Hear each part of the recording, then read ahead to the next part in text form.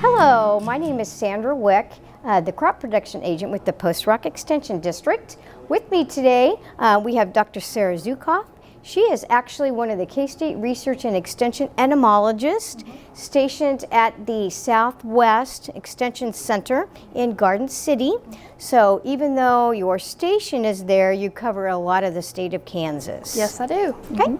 Well, we'd like to share with Sarah today maybe just a little bit of information to help you in the growing seasons. Does anything maybe come to mind, maybe some insect problems, maybe that we had problems with that we can learn from? Well, any year you can learn from any of the problems we have, and being Kansas, it's different every year. Absolutely.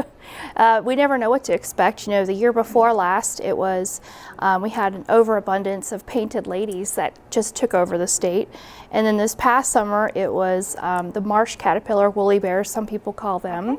And so we had an abundance of those. And so every year it's different. Okay. But the woolly bears were interesting. I got a lot of calls on those.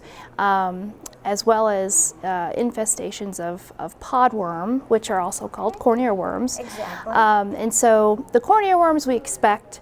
The woolly bears were a little bit more abundant than we're used to, but they cycle on and off every couple years. And so it was a woolly bear year last year. Okay.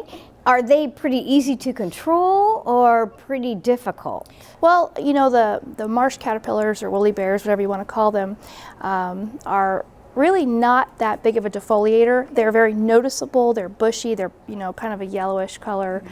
They can be kind of tan, but they're noticeable. Okay. And they just kind of add in with all the other defoliators. So it's just to be counted with, you know, the corn earworm or podworms, any of the other worms that we have. So just as a general defoliator, but normally by themselves we don't have to treat them. Okay. How about the podworm? Okay, is that difficult to control, or does it need controlling? It depends. Okay.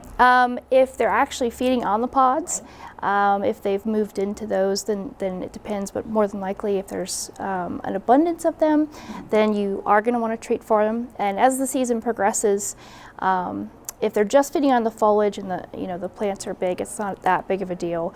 But if they do move to the pods, is really when you have to keep an eye on them. Okay. And so it is a little bit tricky to treat them later in the season if they are really abundant, because the foliage can be quite thick. So.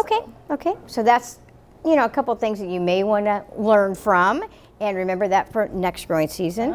So let's get out your crystal ball for 2020.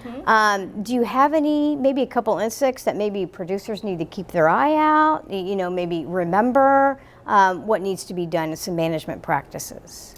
Well, it's just good every year to make sure that we're actually looking in our fields. The corn especially, we have some issues around the state, some pockets of problems with BT and some of the insecticides, and so it's good just to get out in the field and actually look and make sure that your products are working and that you're actually getting control that you want. So just don't forget to do that.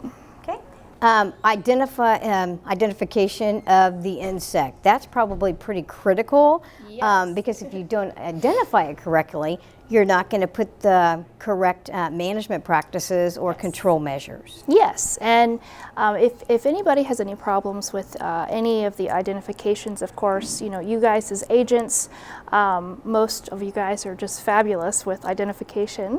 And if not, I'm always here to help, and I can identify any of the insects we run across in the state and can help figure out, you know, the best way to control them if we need to or manage them. So I can help.